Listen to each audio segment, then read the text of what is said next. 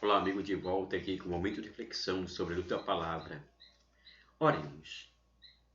Senhor Deus, preparai os nossos corações com a força da vossa graça, para que, ao chegar o Cristo, vosso Filho, nos encontre dignos do banquete da vida eterna e Ele mesmo nos sirva o alimento celeste. Por nosso Senhor Jesus Cristo, vosso Filho, na unidade do Espírito Santo. Amém. Proclamação do Evangelho de Jesus Cristo segundo Mateus. Glória a vós, Senhor. Naquele tempo, disse Jesus aos seus discípulos: Nem todo aquele que me diz Senhor, Senhor entrará no reino dos céus, mas o que põe em prática a vontade de meu Pai, que estás nos céus. Portanto, quem ouve estas minhas palavras e a põe em prática é como um imprudente que construiu sua casa sobre a rocha. Caiu a chuva, vieram as enchentes, os ventos deram contra a casa, mas a casa não caiu, porque estava construída sobre a rocha. Por outro lado, quem ouve estas minhas palavras e não as põe em prática é como um homem sem juízo que construiu sua casa sobre a areia. Caiu a chuva, vieram as enchentes, e os ventos sopraram e deram contra a casa, e a casa caiu, e sua ruína foi completa. Palavras da salvação. Glória a vós, Senhor. No Evangelho de hoje, Jesus nos mostra duas possibilidades, dois caminhos que devemos seguir, duas situações que podemos fazer a escolha. Jesus chega a mim e a você e diz: Nem todo aquele que diz Senhor, Senhor entrará no reino dos céus, mas aquele que faz a vontade do Pai, que estás nos céus. Como entender essa leitura de hoje e colocá-la em prática no nosso dia a dia? Como compreender o alerta que Jesus Cristo faz a mim e a você por meio desse Evangelho? Como extrair proveito de tudo aquilo que vem da Palavra de Deus? Para que nós possamos compreendê-la, é preciso observar tudo aquilo que germina da mesma ao longo de nossa vida terrena. Do Evangelho vêm os frutos santificantes de uma vida melhor.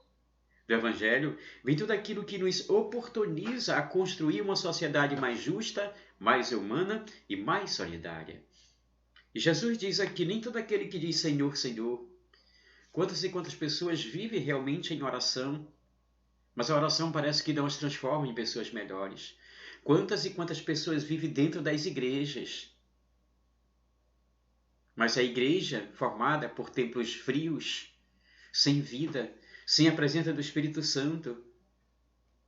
A igreja do nosso coração, muitas vezes, é dessa forma. Vivemos falando em Deus, dizendo: Senhor, Senhor, eu estou aqui, Senhor, Senhor, intercede por mim, Senhor, estou nessa aflição, cura-me. Mas será que para a nossa, como uma contrapartida, nós fazemos a vontade do Pai? E aí sim cabe a mim e a você compreender, fazer a vontade do Pai. O que é fazer a vontade do Pai? É querer obrigar as pessoas a seguir o Evangelho, é querer forçar as pessoas a seguir o Evangelho por meio do meu testemunho para que eu fique em evidência e não a palavra e nem a presença de Jesus Cristo, muitas vezes.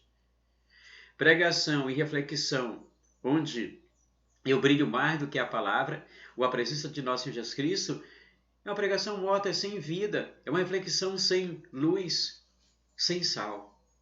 Porém, é importante, acima de tudo, que nós possamos compreender o que Jesus diz aqui. Nem todo aquele que diz Senhor, Senhor entrará no reino dos céus, mas o que faz a vontade do Pai, o que põe em prática a vontade do Pai.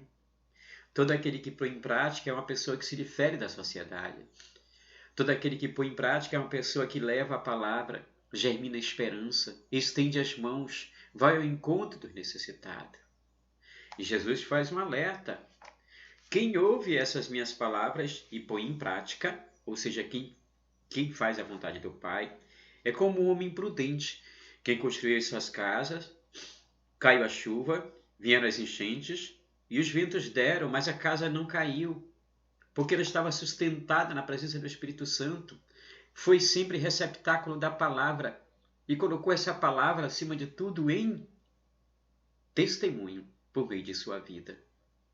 Não importa se venham as dificuldades da vida, sejam financeiras, seja um problema de doença, enfim, seja o que você esteja passando agora nesse momento. Mas se você estiver alicerçado na palavra, com certeza você encontrará discernimento por meio da ação do Espírito Santo para caminhar e perceber a presença de Cristo te dizendo: eu estou contigo, amigo. Eu estou contigo, meu filho, minha filha. Eu estou contigo sempre. Pois céus e terras passarão, mas minhas palavras não passam jamais. E todo aquele que está alicerçado na palavra consegue encontrar discernimento diante das aflições. Porém, aquele que não põe em prática e não ouve a palavra é como um homem sem juízo, que construiu sua casa sobre areia, caiu a chuva, vieram todas as tempestades e a sua ruína foi grande. Todas as vezes que nos afastamos da palavra de Deus, que não colocamos como anúncio acima de tudo do nosso caminhar, coisas negativas acontecem em nossas vidas e dificilmente nós temos força para enfrentá-la.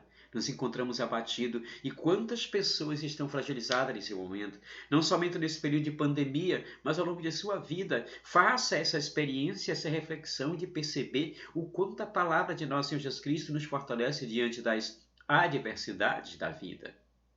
Porém, é interessante compreender que as adversidades também nos tornam pessoas melhores. Quando eu sou alicerçado na palavra, Cristo não abandona a mim nem a você. Está conosco sempre. Basta acima de tudo, fazer a vontade do Pai.